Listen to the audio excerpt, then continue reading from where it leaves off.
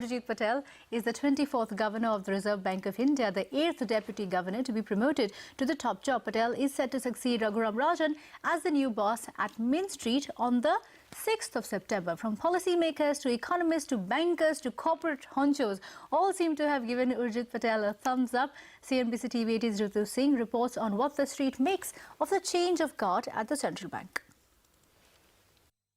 Amidst all the criticism over letting go of a rockstar central banker, the Modi government appears to have won over critics by opting for continuity at the Reserve Bank of India. Urjit Patel, Rajan's deputy, will take over as the 24th governor of the RBI. Patel is the author of the monetary policy framework, which forms the basis of Rajan's inflation targeting policy. His appointment, in a sense, signifies continuity of the anti-inflation stance of the central bank. He will keep in mind the requirements of monetary policy and the inflation target which has been now laid out in the Reserve Bank of India Act, and he will also balance the requirements of growth, which is in fact a mandate as per the amendment to the Reserve Bank of India Act.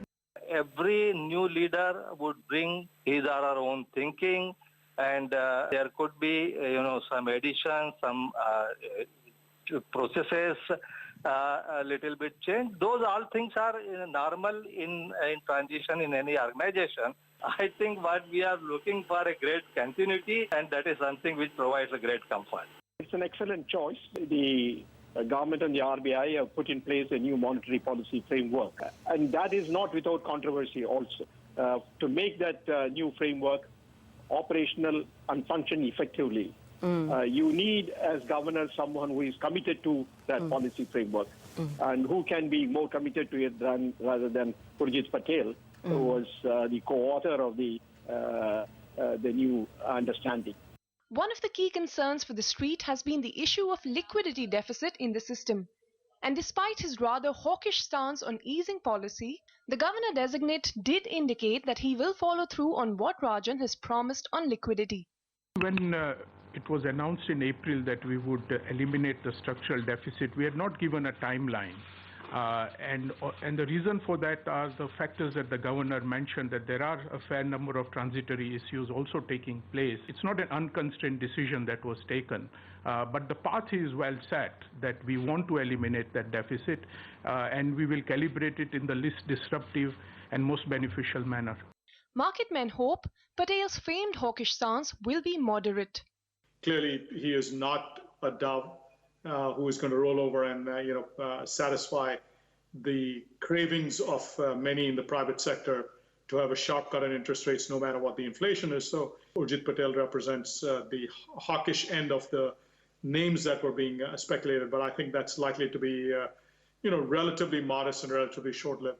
Eminent bankers and India Inc., who have been clamoring for more rate cuts, have also thrown their weight behind Patel, who they think was the best suited for the job among all the other candidates.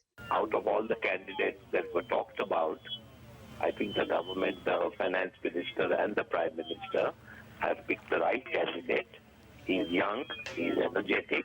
You know the banking problems that are here today with us is due to infra-lending. He's worked at the Reserve Bank for over 3 years. He's worked in IMF. So he's the right choice. Urjit Patel has the clear advantage of being an inside man. But with the bad loans menace far from over, transmission still slow, and inflation rearing its head again, for now, the RBI governor's cap sits heavy on Patel. And he may just have a challenging 3-year term ahead as he sets out to conclude the outgoing governor's unfinished agenda.